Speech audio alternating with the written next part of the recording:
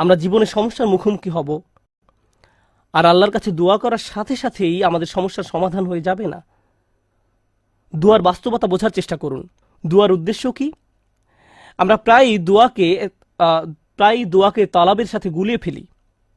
আরবিতে তলাব মানে কোনো কিছু তালাশ করা, কোনো কিছু দাবি করা, আর দোয়ার আক্ষরিক অর্থ হলো ডাকা। এটাই এর অর্থ। দাআতুকুম মানে আমি তোমাকে ডেকেছি, আমন্ত্রণ জানিয়েছি, এটা হলো দোয়া। আমরা যখন আল্লাহর কাছে দোয়া করি, মাঝে মাঝে আমরা ওই দোয়ার মাধ্যমে আল্লাহর কাছে দাবি জানাচ্ছি, এটা সত্য, আমরা অনুরোধ জানাচ্ছি। কিন্তু আমাদেরকে এই ব্যাপারটা ভুলে গেলে চলবে না যে দিন শেষে আমাদের সব অনুরোধ সেগুলো হলো আল্লাহর একজন বিনম্র দাস আল্লাহর দিকে ফিরে নিজের সমস্যার সমাধান ভিক্ষা চাচ্ছে। কি সেগুলো? আপনার সমস্যার সমাধান হওয়ার চেয়েও আপনি যে আল্লাহর সাথে যোগাযোগ করছেন, এটাই এখানে সবচেয়ে মূল্যবান বিষয়। এটাই দিন শেষে মূল লক্ষ্য। আপনি যে আল্লাহর সাথে কথাবার্তায় যুক্ত হয়েছেন, এটাই দিন শেষে মূল লক্ষ্য।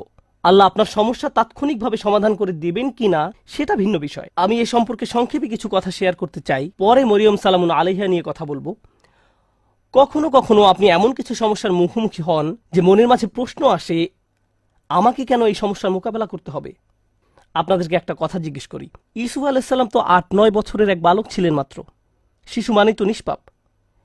একজন শিশু এমন কি করতে পারে যার জন্য সে কিডন্যাপ হতে পারে? একজন শিশু এমন কি অন্যায় করতে পারে যার কারণে সে কুয়ার মধ্যে নিক্ষিপ্ত হবে? একজন শিশু কি করতে পারে যার কারণে সে দাস হিসেবে বিকৃত হবে ভিন্ন একটি দেশে? আর তিনি প্রাপ্তবয়স্ক হওয়ার পর কি অন্যায় করেছেন যার কারণে তাকে কারাগারে নিক্ষিপ্ত হতে হবে? মিথ্যা একটা অভিযোগে। তিনি তো নিজের অন্যায়ের কারণে জেল খাটেননি, তিনি নির্দোষ ছিলেন, আর তাকে এতগুলো বছর জেলে কাটাতে হয়।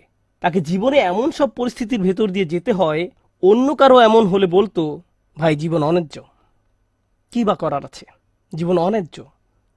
কিন্তু একজন বিশ্বাসীর ক্ষেত্রে কি হয়? সে শুধু বলে না যে জীবন অন্যায্য, সে বলে আল্লাহ অন্যায্য। নাউজুবিল্লাহ। আর আল্লাহ সূরা ইউসুফে বলছেন, আল্লাহু গালিবুন আলা আমরিহি, আল্লাহ তার সকল কাজের তত্ত্বাবধান করছিলেন। ইউসুফের জন্য যত সিদ্ধান্ত নেওয়া হয়েছিল, আল্লাহ তার সবগুলোতে প্রভাব রেখেছিলেন।